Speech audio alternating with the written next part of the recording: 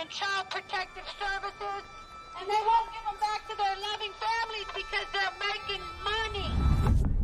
This is a legal system that you're going into. And if you don't know the rules, you will be chewed up and spit out.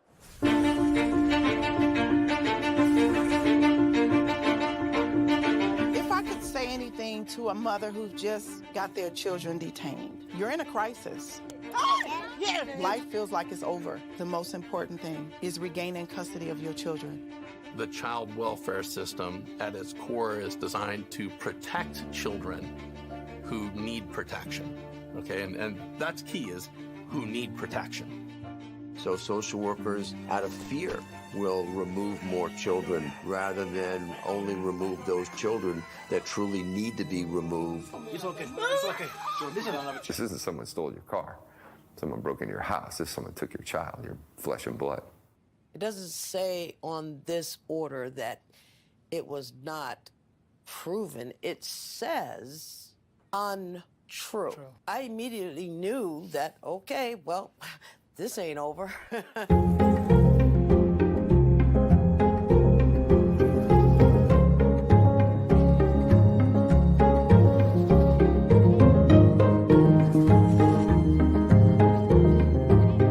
Were there signs there? Were there no signs? Did I miss them? Did I catch them?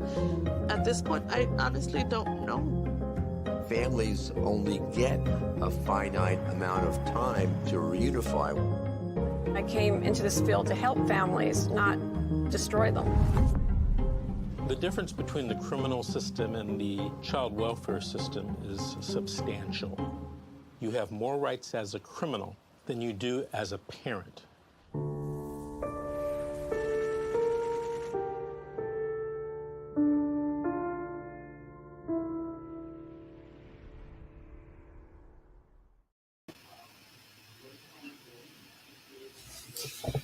Hey everybody, welcome to CPS with LJ. I am here with my two guests. I'm sorry, I can't see your name down at the bottom. Like my eyes are getting blurrier the older I'm getting also. It's another thing about getting old, it's not fun. Oh, I understand completely. My name's Chris. I'll just keep it at that for my own protection. Chris. If that's fine with you. Yeah. Wonderful. I'm LJ, and this is no other than Mr. Vincent Davis himself. Mr. Davis, thank you for joining us tonight. Yes. Certainly. Thank you for having me. LJ, I really appreciate it. And Chris, thank you for being on the show as well. Tonight, what did you guys want to do? Did you want to ask me questions? Chris, did you want to fire a bunch of questions? Did you want to tell us your story, or what's going on? I would love to ask some questions, but to give you a little bit of a backstory here, I had signed a guardianship agreement back in December of 2020, and it was to a family member, but it wasn't mandated through DCFS per se, although I did have a previous case.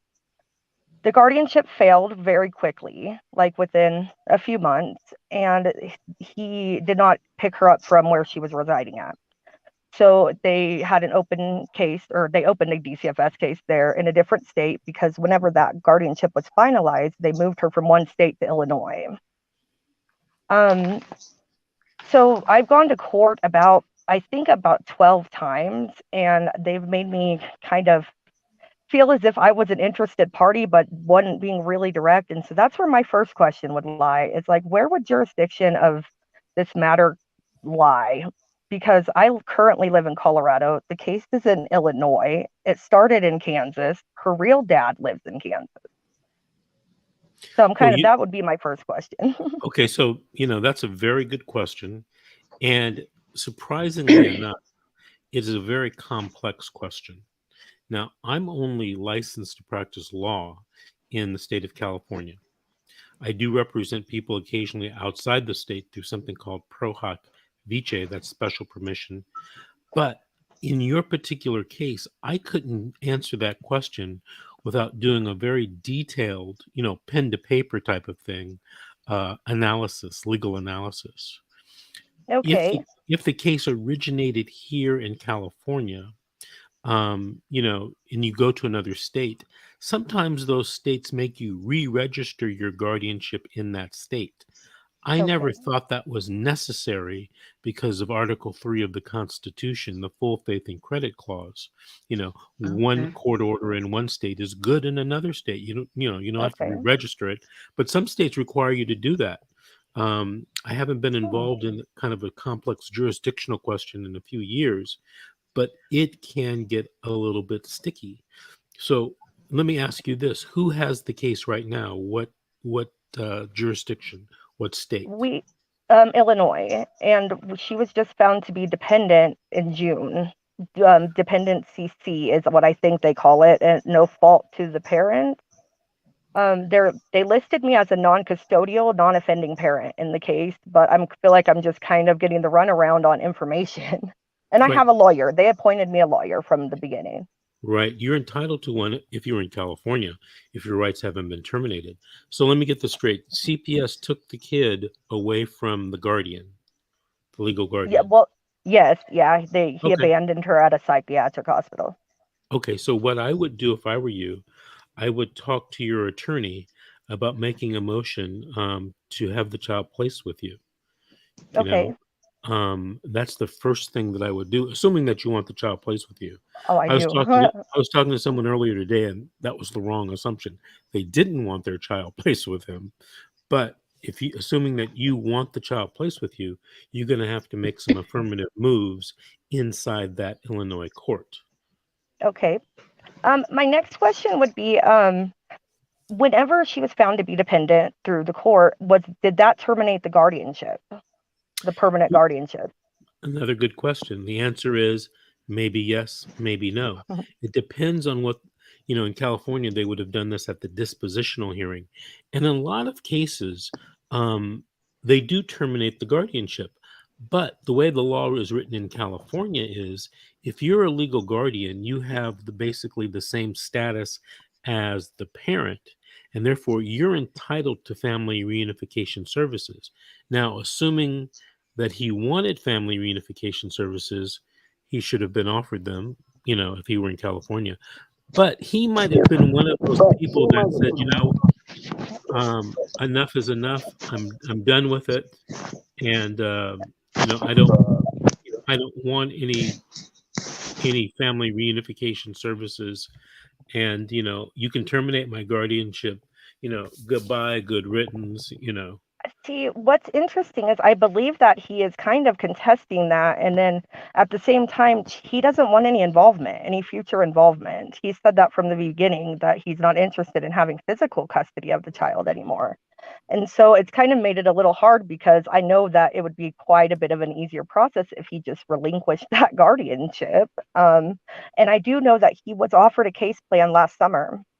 I've been asking for a case plan since 4 days into the case. And I mean, it's been so many times. And I just took the initiative to start services in hopes that maybe that would be good enough.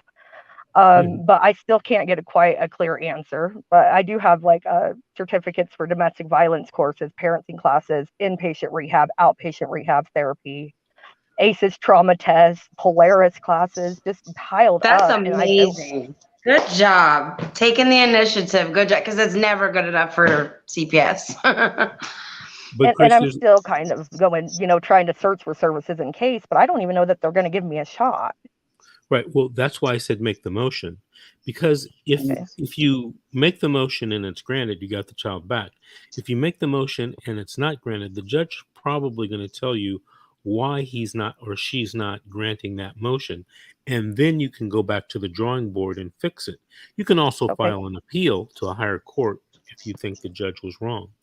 So that's why you got to get in and do something. A lot of people, talking to someone today, they want to sit back and wait, thinking that things will fall into place. That's a really bad strategy in a CPS case because CPS cases move so fast, and every module, every step of the way of the entire system, the laws, the evidentiary burdens, and things change. And people don't understand that. They think it's like a regular lawsuit. I'm either right or wrong at the end of the case. That's not the case in a CPS case. You know, Yeah, I'm kind of realizing that too. at the detention hearing, there's different laws and burdens of proof. At the jurisdictional and dispositional phase of the case, there are different laws and burdens of proof. At the 6-month, the 12-month, the 18-month, there's different burdens of proof and different laws. And then, of course, the termination, the TPR, different laws, different burdens of proof. And then, of course, there's the get out of jail free card. In California, it's called the 388 petition. Different laws, different burdens of proof. So you can't just necessarily sit back and wait. The person I was talking to today was a grandparent, and they are past the dispositional phase. And she's waiting because the social worker has told her, as her buddy, don't worry, you're going to get the kid at the 6-month date. And as hard as I tried, I couldn't get her to believe that the social worker might be lying to her. Because what's going to happen at the 6-month date, they're going to say, oh, grandma, you didn't come forward. The kid has an emotional and psychological bond with that non-related foster parent, and we just hate to move her. You should have come forward and done something. And then the grandmother says, well, I wanted to, but the social worker told me, don't worry, you're going to get the kid. Social worker lied to me. That's unfortunate. I give this example all the time. If the social worker came into your home, went into that closet, that secret hiding space that you have, okay, and took $10 million, what would you do? You know what you'd do? You'd call Johnny Cochran if he was alive to get your $10 million back. But when these social workers come and take these kids and your grandkids and your nieces and nephews, why don't you call an attorney? Why do you think that one day the social worker is going to give you back that little child that's worth more than $10 million? It ain't going to happen. It's not going to happen. That's my experience. That's kind of what I've noticed as well here. And so that's why I just took the initiative just to kind of start on my own. This wasn't my first rodeo with social services, so I kind of knew a little bit how they operated and maybe the pace thereof. I will say that kind of leads to my other, I don't know if it's a question or just a statement to get your comment on. I did not have an adjudication. Well, it wasn't for me anyway, because I wasn't the guardian at the time, but she was in state's care for 1 year and 2 months before we had adjudication at all. Yeah. In California, that would have been a basis to throw out the case. As a matter of and I still haven't gone to disposition. I have that in a month, but they're trying to combine this without giving me a adjudication or parental fitness hearing, which I believe is unconstitutional. I just don't know that that's going to be enough, because when you're relying on right or wrong, I often realize that I'm just worried about getting my kid back. I don't have a huge point to prove yet. I just need her back and safe in my home first, and then we'll go through all that later. Yeah. Well, I've told you what I think. You need to be... Do I have to have a lawyer to file that motion? I'm sorry, I didn't mean to interrupt you. Do you have to have a lawyer? Well, to file the motion. Sorry. Theoretically, you don't, but realistically, you do. I'm not sure mine will.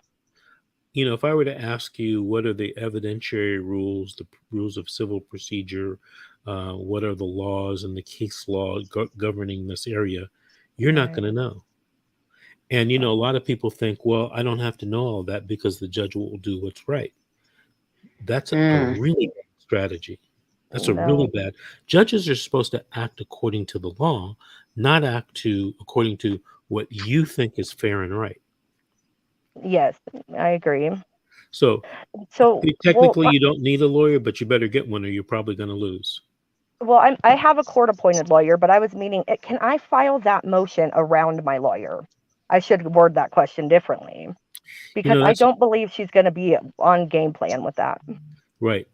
That's probably a law unique to Illinois. In California, it's up to the judge. If a client went around me and filed a motion, I'd tell the judge I'd let it stand, because presumably I've already talked to the client about doing it or not doing it. And, I'd let it stand because the client is the ultimate captain of the ship. And if they want to shoot themselves in the foot or shoot themselves in the head, who am I to stop that? I try Right. and I try to explain things. I've been doing this over 35 years. When I was a young attorney, 5, 10 year attorney, I used to get upset with clients who didn't want to listen to my advice because I thought I knew everything and I thought, I knew what was best for them. And that was wrong. I was wrong. You see, every individual is different. You never know what they really want, why they want it. Sometimes you would never be able to guess why a parent does something or doesn't do anything. All I can do is give advice. And if you take Right. it, great. If you don't, that's great too. But I'll tell you, Right. people come to me, they think, "Oh, Davis, you're an expert." Well, yeah, I'm an expert, but that doesn't mean I'm going to tell you what's best for you because you don't tell me everything about you and about your life and about what's, driving you. I can only assume that, hey, if you want your child back, I can tell you what to do. Absolutely. Whether you do it the exact way that I say to do it, I don't know. That's Okay. really up to you and your lawyer. See, And I've and, I've and let me tell you this. I tell this to people all the time, and I'm glad Mrs. G isn't here or Miss G isn't here with us tonight. If you have a lawyer, be it court appointed or private, you need to work with that lawyer. Okay, because yes, you sir. don't know what you are doing. You weren't educated in the law, you weren't trained in the law, you know, you don't have an experience in the law. And that's not to say you're a bad person. It's just that you don't have that experience. Right. They told me I needed a new transmission in my car. Guess what? I can't do it, but I know I Exactly. can't do it. They told somebody I know, "Hey, you need open heart surgery." They're not going to try to do that themselves. Same thing with Exactly. same thing with playing lawyer in the court system. As much as I hate to say it, the way our legal system is set up, you pretty much have to have a lawyer or you're gonna lose. Now, do people ever win that represent themselves? Yeah, of course they do. 1 in 1,000. Now, are you Right. gonna risk your child's life on 1 in 1,000? That's a Absolutely bad not. Yeah, that's a bad bet.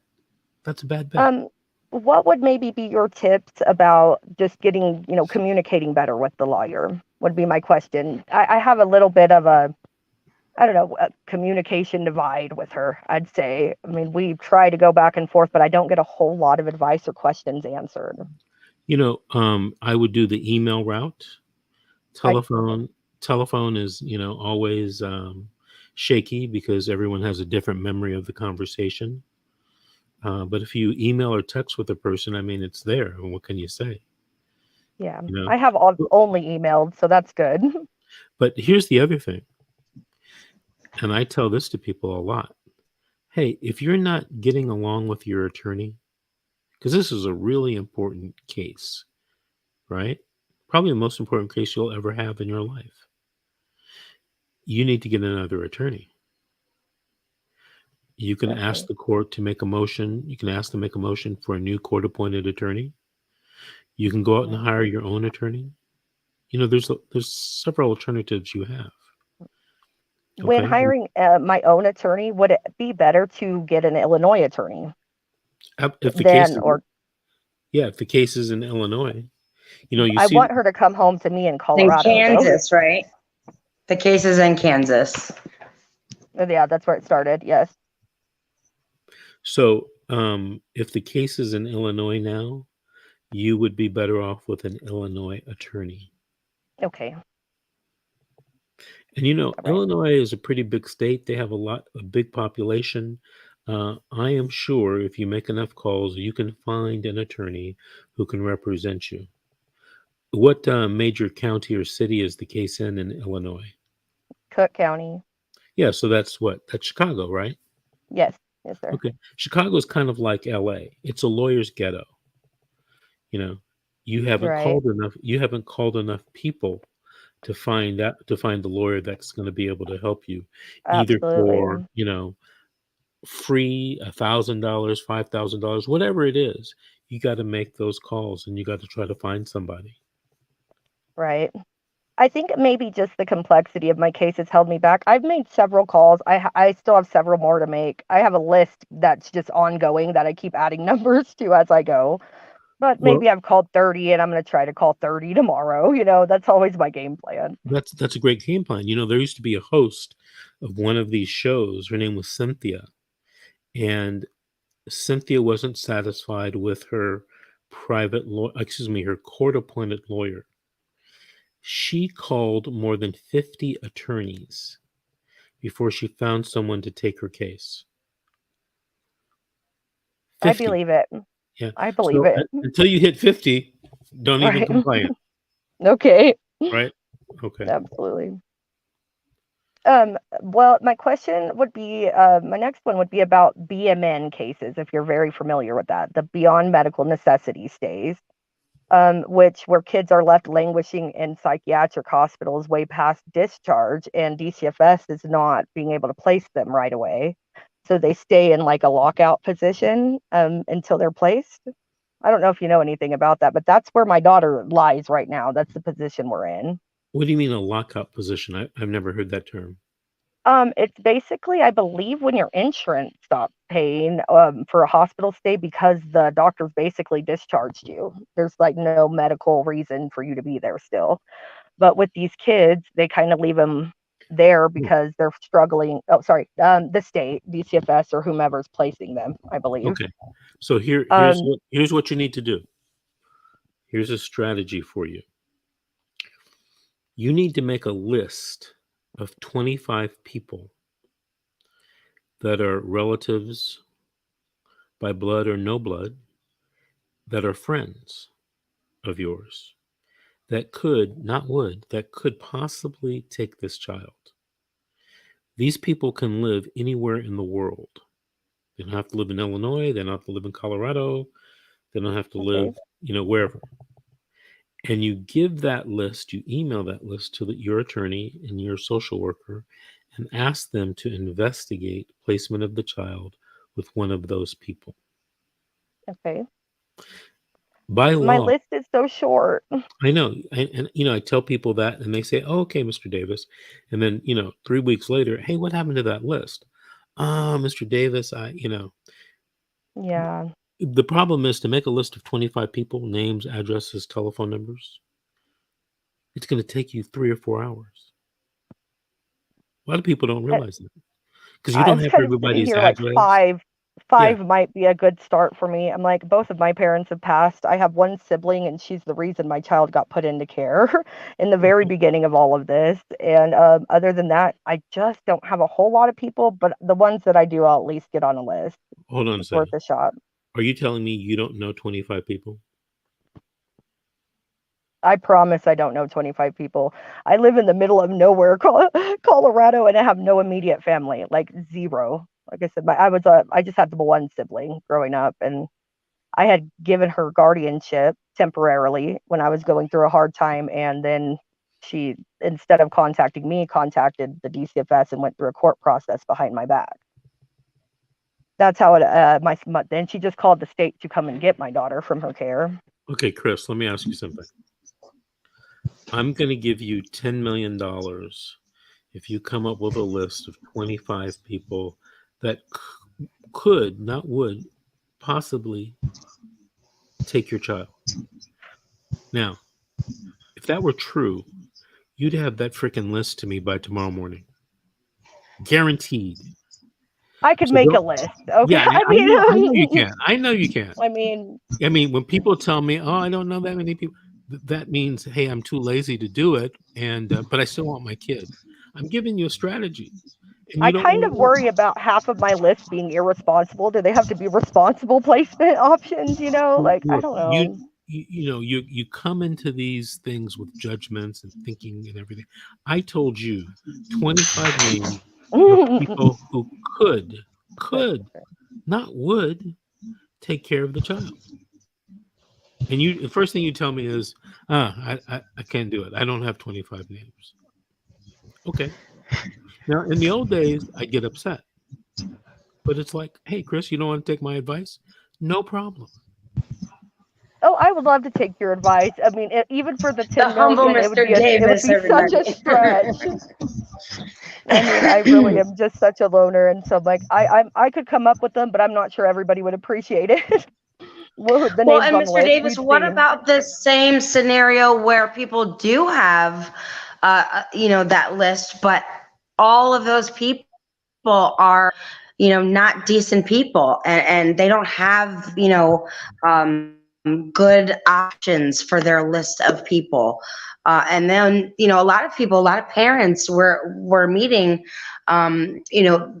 these not so great people are getting guardianship of the children, and then the children experience a lot of issues, behavioral problems, and it's hard to get back from the guardian. Okay, Once the judge sees, oh, well, they've had a long time with that person. I'm going to explain this to you, okay? The reason why I said give 25 names, because in a lot of cases, the social worker, a governmental agent who's underpaid and overworked, won't want to investigate 25 people. Guess what he or she will do? They'll start looking at you and thinking, okay, maybe she's, better than these 25 people who are all over the world. Maybe she's okay. All right. See? Never I thought of catch that you. strategy. I Okay. catch you. I can tell you, and I won't right now, but I could tell you 10 more reasons why you should implement that strategy. That's awesome. So, I'm telling you something. If you want to follow it, great. If you don't, that's okay. Again, the humble tomorrow, Mr. Davis, everybody. I was gonna say my list for tomorrow is handling this motion because I need to get it filed quickly because I have disposition in less than a month. And I'm assuming I want it filed before then. Especially being since I don't know that I'm a party to the case. Somebody had told me that my time got dropped down to 6 months instead of 22 months at the position that I'm in now. I don't know that will probably be unique to Illinois law. So the clock's running against me here. In other words, Well, it's always running against you as a parent in these CPS cases. Always. Yeah. I think you might want to make some calls and try to find a lawyer to assist you because you have these Herculean tasks and you're going to run out of time and you're not going to do it right. And then the judge is going to deny it. And then you're going to claim the judge is corrupt. But I've got two judges in my case. You didn't do it the right way. At least I have a backup. No. Justice? I said I have two separate judges in my case because I've got one for the BMN calendar as well because our director's been held in contempt of court for lack of care, lack of placement. Leaving the child there. Yeah. Mm-hmm. And so I've got BMN court and then also my regular court that's with an associate judge. Okay. Wow. Chris, what other questions would you like to ask me? Let me think here. What about when it comes to defending yourself on just very unfounded, uncorroborated allegations made against you? You have to testify. You have to bring forth evidence to show that that's not true.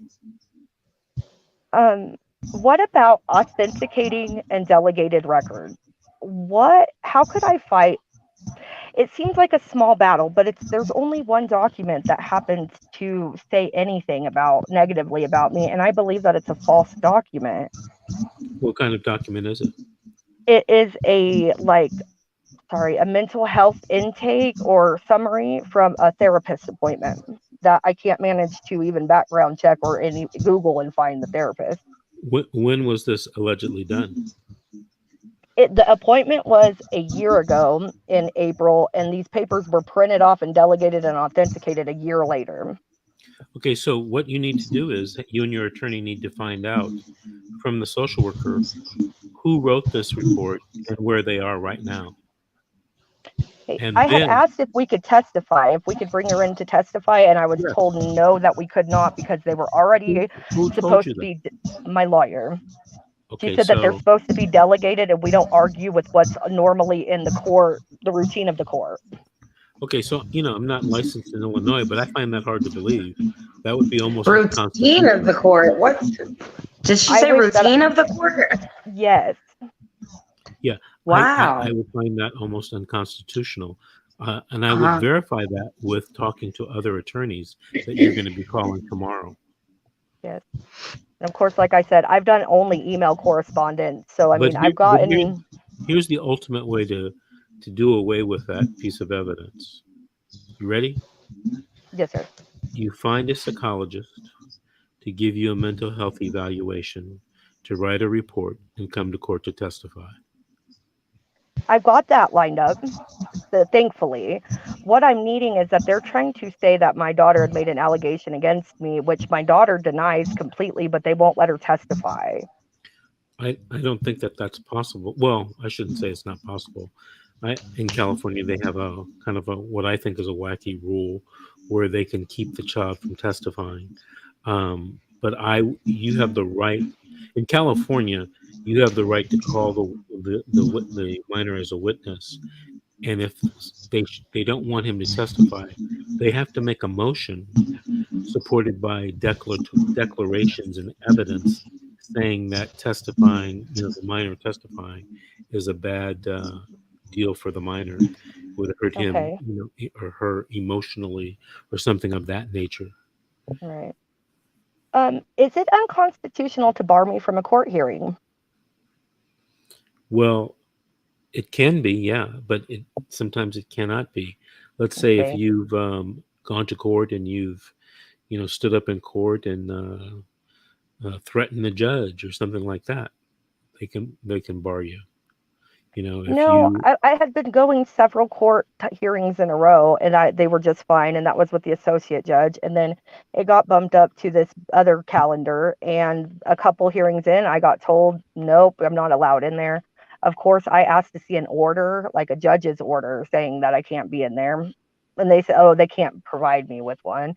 So they Yeah. in turn send back an order for no visitations, and So so I if thought that that was was a yeah, if slap that in the was the face. case, I would file an appeal with your attorney uh, and take it to a higher court, because that does sound a little unconstitutionalist, right? I think so. You I can't think do so it as in front of well. the hearing. I mean, if you weren't disruptive or did something crazy in the courtroom or something She of that said it was nature, based on those allegations supposedly that came up in that report. But the way I'm looking at it, I'm like, well, even criminals get to go to their own hearings, no right? matter what the charge is. Right. Yeah, I would talk to my attorney about filing an appeal. Okay. It's a big thing to have a court hearing without the person being present. That's a really big deal. I believe they assumed that my rights were terminated, although I had told them differently. From the way that their guardianship for like law works is a little different than when in Kansas where this was signed at. Kansas's on my guardianship agreement, it says that I was not found unfit at all, and that I did this willingly, and that it is permanent, but I still retain the right to consent for adoption, and that it could be altered by the court. Basically, So, I could go back to the court. well, what you need to do is you need to get a certified copy of that Kansas court order and We've ask got that entered in so and far. have entered into evidence. A certified Yes, sir. copy? Yes, sir. Okay. They were the ones who requested it, not me. So they got it from Kansas's court. Okay. There's this whole issue about, not only jurisdiction that comes up in these types of cases, but there's a whole issue called choice of law. And that means just what it says. Well, we might be in Illinois, but does the Illinois law really apply on this issue? And the answer a lot of times could be no, that Right. Kansas law may apply. So, and there's different, choice of law issues on different issues within the case. Sometimes it could Absolutely. be Kansas law, sometimes it could be Illinois law. And these are things that you and your attorney are going to have to work out, at least argue, and perhaps do a brief, some points and authorities, legal points and authorities, to try to convince Absolutely. the judge otherwise. Yes. By the way, I have to tell you something. These types of complex jurisdictional and choice of law issues do not always come up in CPS cases. Okay. Usually it's mom and dad, and they live right in the county, and there's, kids were born there, and Right. that's the law that applies. So it's not Well, really an issue. But I on the have seen it sorry. come up, many times. There's a famous case out of California. It's an oldie but goodie, kind of on a jurisdictional and venue related issue. It's called PLAS, PLAAS versus the Superior Court. And, it's kind of a unique case because, these jurisdictional issues don't come up a lot. Right. Yeah, I could see that. Well, from what I've gathered, which is minimal, because as you know, I'm not a lawyer. I'm learning as I go here. I think under the UCCJEA that I can kick this back to Kansas if they'll. I don't know. Kansas released jurisdiction because it says that on the bottom of my guardianship agreement. But I believe that either court could say that they would take it because it's a more reasonable jurisdiction or something. It's a more easy venue, or there's tons of reasons they could kick it or leave it. But see, here's your problem. You can make a motion to have it transferred back to Kansas under the UCCJEA, which is the Uniform Child Custody Enforcement Act. You can make that motion, but the judge in Kansas has to talk to the judge in Illinois, and they decide where the case is going to be unless there are issues of venue.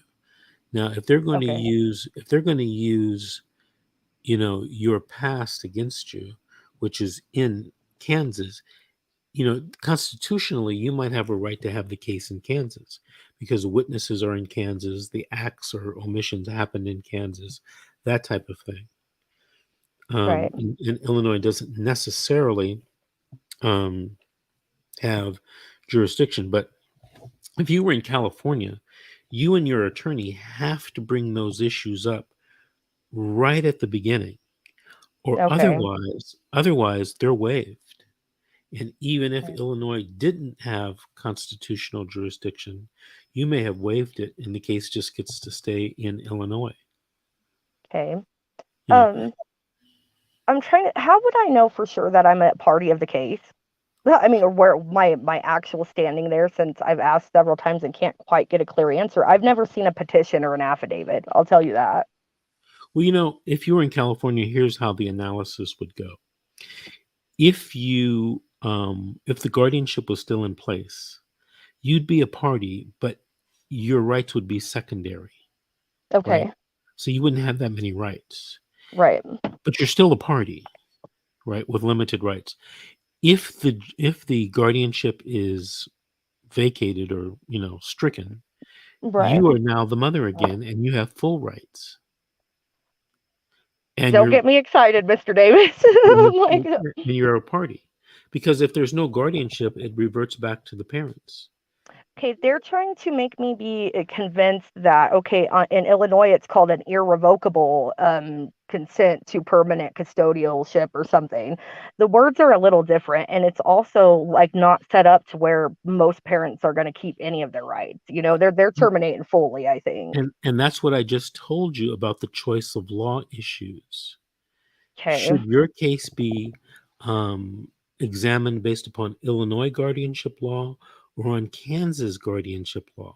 And there's a great argument that they should be using Kansas law. We want Kansas. Right. And if they don't use that and you lose, you should be appealing it.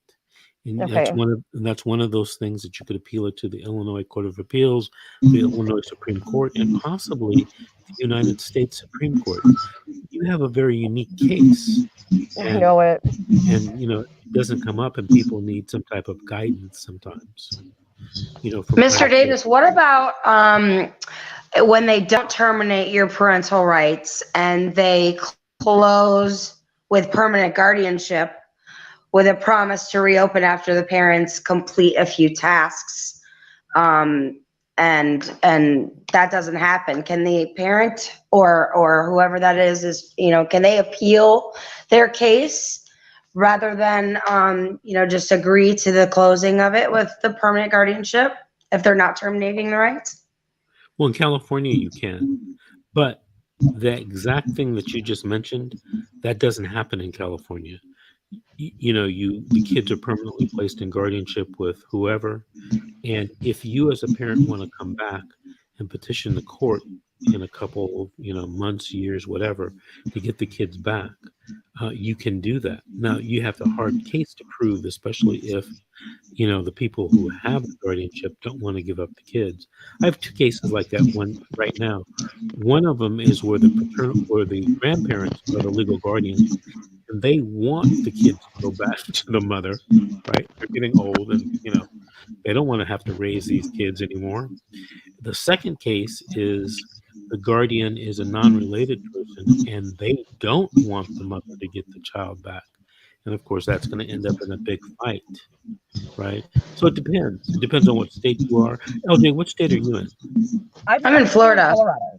Okay. Yeah, see, you're in Florida. Chris is in Colorado with a case in Illinois that started in Kansas. I mean, all, it gets kind of crazy, and everybody has different laws, right? Especially on things like guardianship.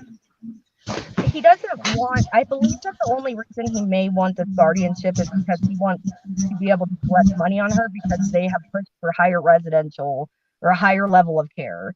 I believe that's completely to suit their agenda. Nonetheless, it doesn't matter much what I believe. I've got to prove somehow or another, and the longer she's staying languishing in these hospitals with no services, because she went 14 months before the judge finally ordered for a psych eval and services to be started because they still hadn't been.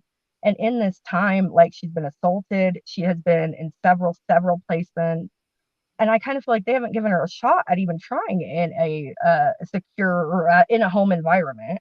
With me, she would be in an only child environment. She is my only child. We're in the middle of the country. I've done all of these services. I've got a full-time job and a vehicle, and I just want her back with me. You got to make the motion. You have to make an affirmative step forward and get the child, or ask the court to have the child placed with you. Okay. And is that just a motion to modify? Well, I don't know what they call it in Illinois. In California, they call it a 388 petition. But you can talk to your lawyer or talk to lawyers in Illinois who can give you some advice. But you got to do something, just from a general concept of the way litigation works in these CPS cases. You can't sit back and not do anything. The chances of you getting what you want are very minimal. In order to increase those odds, you have to take affirmative steps. And like she said before, Mr. Davis, can they tell her no? Can her attorney tell her no? Or, I mean, don't they just advise and say, yeah, I don't think you should do that? Yeah, I haven't even had luck getting a subpoena for a real important police report. I can't manage to get an action done on the other end. Yeah, and to be honest with you, LJ, technically the attorney can say no. Should the attorney say no? Probably not. It's a very gray area. So that's why I suggested to her earlier, ask for a new court-appointed attorney or hire your own private attorney to represent you in the case. Do you feel like that's going to be, I mean, not saying that it's impossible one way or the other, is it going to be extra difficult for the timing I'm at right here before this dispositional, or could maybe I not have better timing to shoot for another better attorney? No, I don't think that that's going to be an issue if you move now, if you move fast. Okay. Right? Absolutely. I do have some list of names, so. Yeah, you got a month. Yeah. It's never too late. Absolutely. I mean, I'm hoping that at least if I have to appeal it in the long run, I'll get a case file. I've heard that that's you'll get an actual case file, because I've never managed to get any paperwork when I've asked, and it's been rough. And as a party, if you were in California, you'd be able to get a copy of the file. If I were you, I would talk to my attorney about it, but take my ID down to the courthouse clerk's office and say, hey, can I have a copy of this file? But can I go over here and do it, though? Or I'd have to go to Illinois and do it? Illinois. Yeah. I have been a couple times to visit, so. Or you can ask for your attorney to do it, or you can ask for an attorney service to do it. right? What about maybe an advocate? You mean just a regular person? Well, I've been working with a couple of advocates that are just helpful DCFS inside. I wouldn't say that they're certified, but they are allowed in court, I know. In California, that's not necessarily true, but in California, they wouldn't be able to get a confidential file. Not in Florida either. Okay. Yeah. Okay, no, sorry. I guess I misunderstood the question. No, I'm not sure that they would be able to get the file. I've only heard of their advice to wait to get it on appeal for sure. Mr. Davis, I myself asked my attorney, the caseworker, and the caseworker's boss. I still never got it. Well, you know what? I don't think the social worker, at least in California, has a duty to actually give you, a copy of the file. Right. Right. A lot of people think that they do, and they don't. Yeah, so we're asking the wrong people. So yeah, I've you gotten got to go to the court clerk's files, office. but not much. Not like any case files to tell me how to fight this in what direction per se. Yeah. Like Sometimes I don't know their goal, anything. Sometimes when people go to court in California and I tell them to get a copy of the last 3-minute orders, they'll go to court and the clerk will tell them no. And then I say, well, go back to court or don't leave the building, call me, and I'll ask to speak to the supervisor. Because at least in California, they can't refuse to give you a copy of your file. Right. I mean, that's right in the Luckily, law. I'm already dealing with my supervisor on the regular, which is interesting. I haven't figured out why, but I deal with the caseworker, but her supervisor is the one who testifies in court and who I call and correspond with. So, okay, ladies, I have to cut out. I have another meeting I have to do. I'm going to leave you guys on the stream, and LJ, you can take control of your show back. Thank you so much for everything. I'm grateful that you joined us. It was an honor. Come back anytime. Alrighty, ladies. I'll talk to you later. Good night. Have a good night. Bye-bye. So tell me, how long has your case been going on? My original case in Kansas was opened in 2018, in October of 2018. I had really slipped there in the beginning. It's one of the periods I regret the most because I just was overwhelmed and felt defeated. And I think that they 100% kind of knew that. And I just had a lot of factors against me. But prior to her being removed or her being taken in October of that year, in April, I had gotten into a bad domestic relationship I was trying to get out of. And I had some problems occurring, so I had asked my sister if she would watch my daughter for a little while I got my life back on track.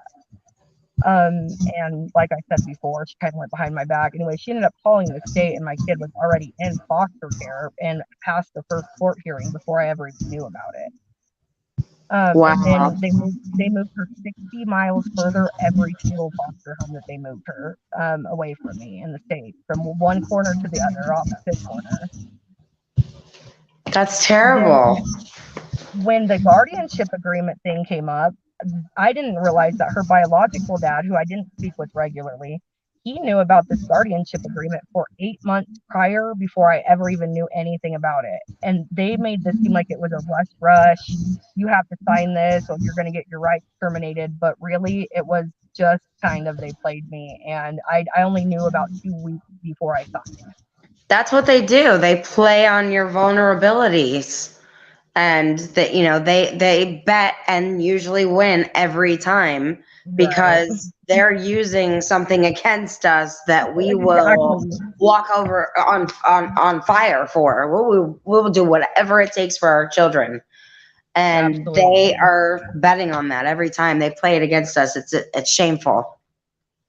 Yes, I've 100% caught on to that. And so, and unfortunately, even though through it's kind of a crappy circumstance leading up, I was optimistic about the guardianship all the way around.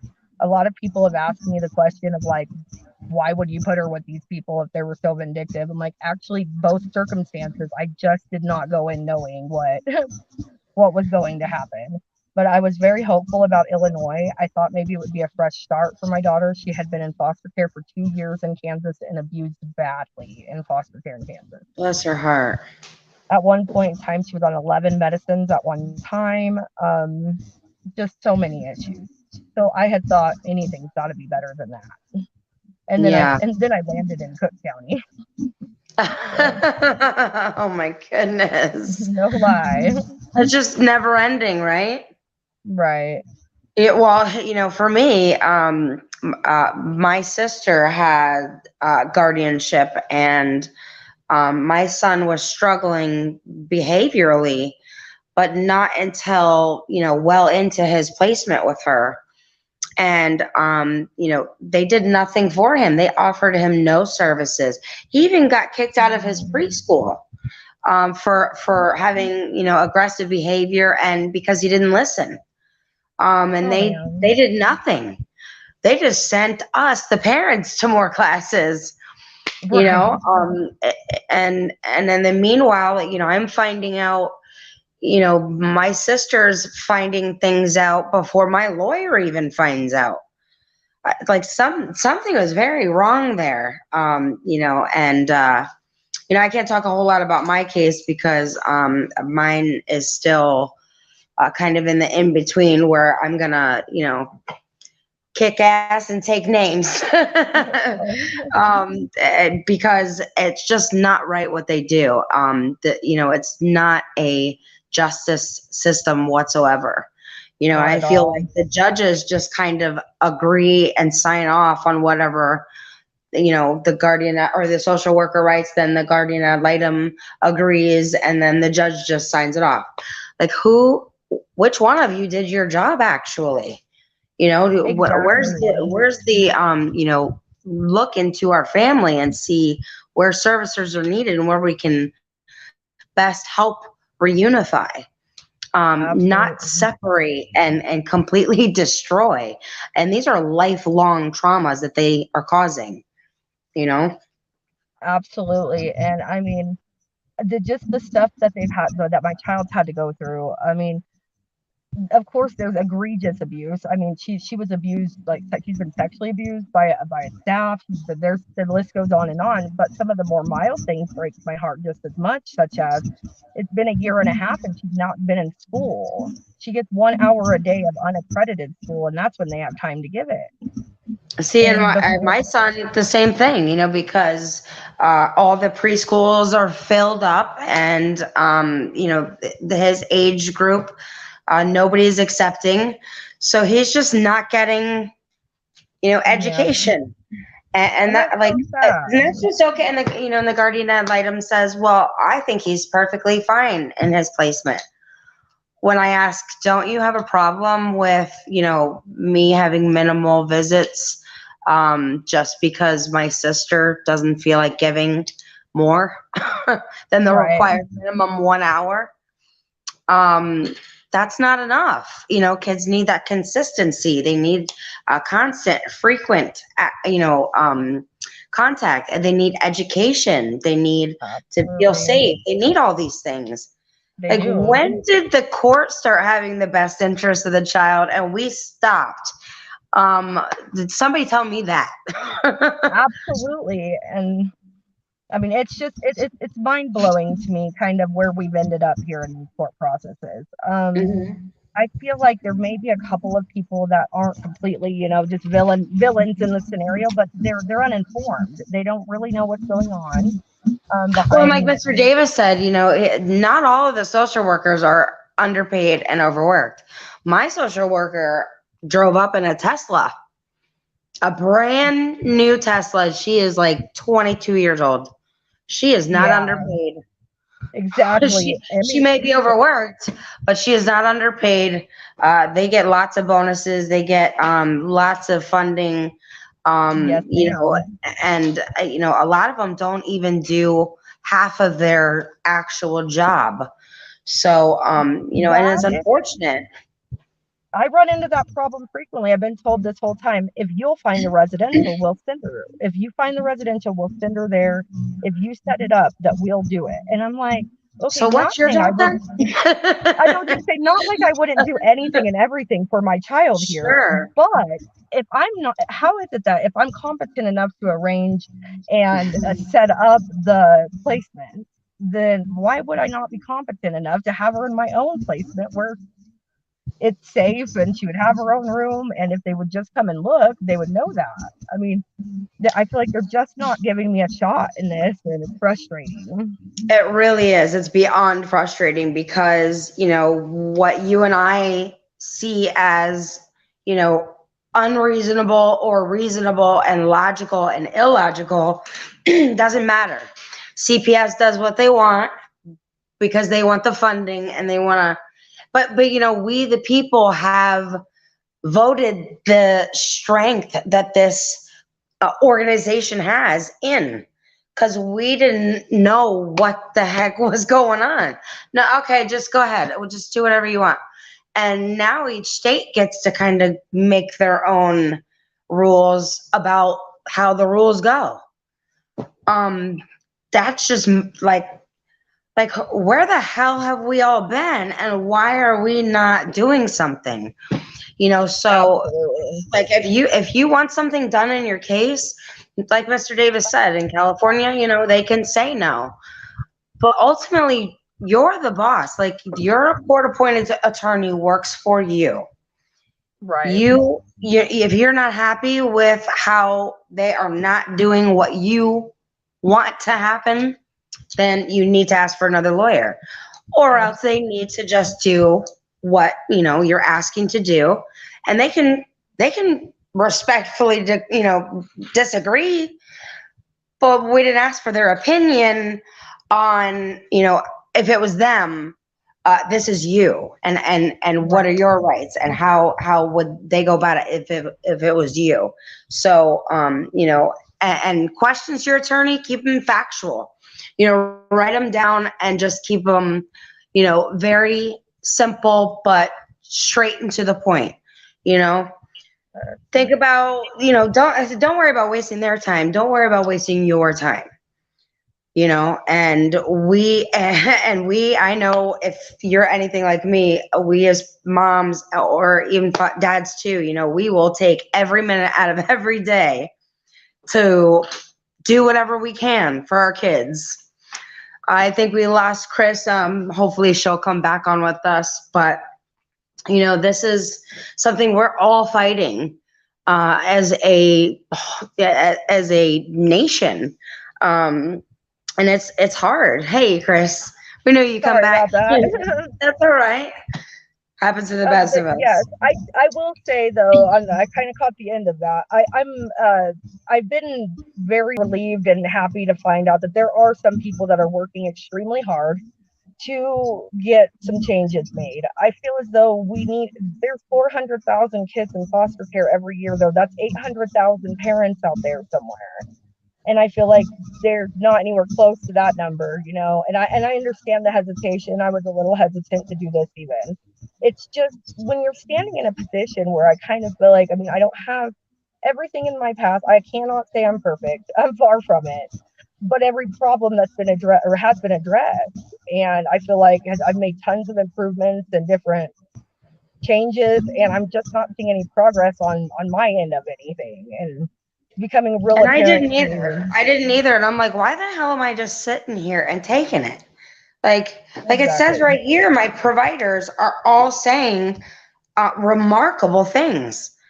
Well, why the hell am I not fighting this and arguing this in court?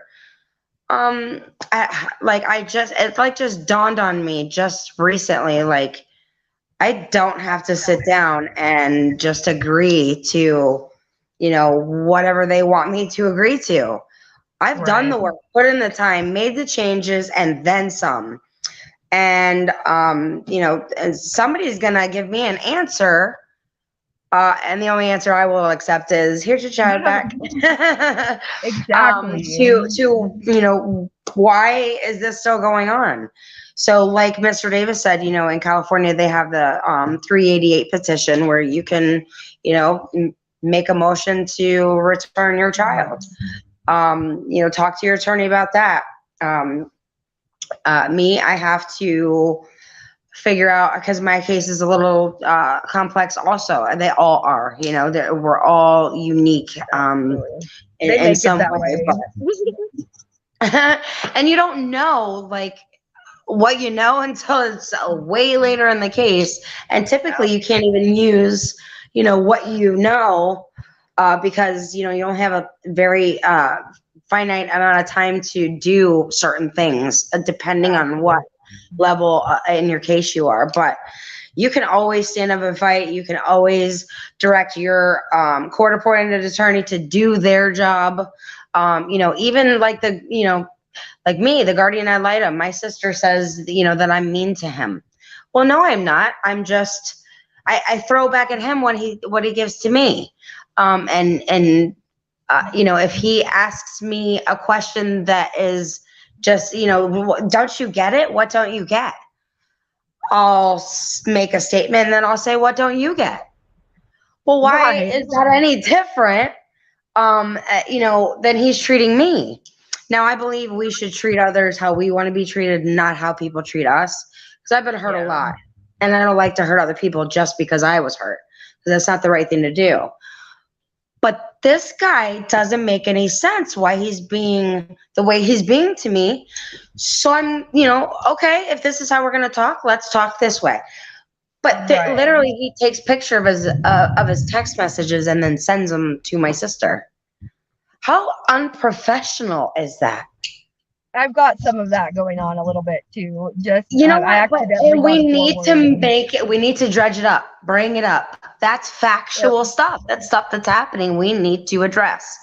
And it just doesn't sit right with me. And it gets under my skin that it's okay for them to act one way, but I can't show emotion or I'm deemed mentally unstable. Right. Well, you just turned my whole life around. Of course I'm not feeling stable, but it doesn't mean I'm not. So if you weren't, they would say that you were too unconcerned. So I mean, it's there's no winning sometimes. Well, you guys remember one thing. You know who you are and you know who you're not. Fight your case, make the people do the work, ask for services, do what Chris did. She took the initiative and she put, the words down and she put action into play. You have to do the work if there's truly change to be implemented. Which, let's be honest, all of us could use a little bit of adjusting and tweaking here and there. Chris, if you had one last thing to give advice to new parents going through a CPS case, what would you tell them? I would advise them to, I would first and foremost say the most important thing is to get good counsel. I know this even without having it per se. It would make or break your case. But aside from that, I would say calm is the way to go. Like you said, you kind of have to grin and bear it when it comes to showing emotions, because unfortunately the judge don't see somebody that pokes and pokes and pokes and pokes and pokes. They only see the person that explodes, and then the other person says, oh, look at that girl being irrational over here. I remind my daughter of this all the time. I'm like, that it's unfortunate, but they do try to kind of trip you up. And so I would be very careful with what you say. Keep all of your correspondence on email if you could, or at least log all the conversations, and to document everything that you can, because they're going to test your memory, or your memory is going to test your memory. And it's just better to have something to look back on, and so you know exactly what happened. 100%. Great advice. Awesome. Thank you so much for joining us. I'd love to have you back on the show anytime you want to come back on. Let us know how things go in your case, and and keep fighting. Don't ever give up. Our kids are counting on it. And it sounds like I may have a Marston hearing soon and file a motion, and maybe we can meet again after that. We'll do a little update. We love it. Thank you so much, Chris. We appreciate you coming on, and enjoy that beautiful weather in Colorado. Oh, thank you. You too. Thank you, everybody, for joining me and Chris with Fight CPS with LJ. Come see me next Tuesday at 10 Eastern Standard Time. We'll see you then. Stay strong, everybody. Bye. Keep fighting the good fight. Bye.